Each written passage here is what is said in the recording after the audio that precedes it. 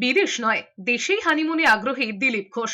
শুক্রবার গোধূলি লগ্নে বিয়ে সেরে সাংবাদিকদের মুখোমুখি হয়েছিলেন নবদম্পতি। সেখানে হানিমুন নিয়ে প্রশ্নে নিজের স্টাইলে জবাব দিতে দেরি করেননি দিলীপ ঘোষ।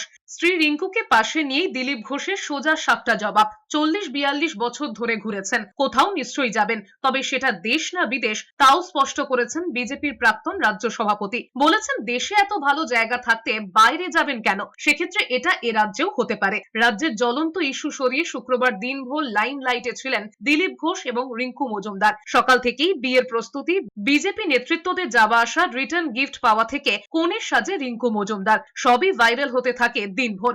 এরপর দিলীপ ঘোষ এবং রিঙ্কু মজুমদারের সম্পর্কের পূর্ণতা পেল শুক্রবার সন্ধ্যায়। আমি 40-42 বছর ধরে ঘুরছি, ঘোরাটা আমার কাছে নেশার মতো। আমি তো ঘুরবই। দেশে না বিদেশে? কোথায় যাবে? দেশে এত সুন্দর জায়গা আছে।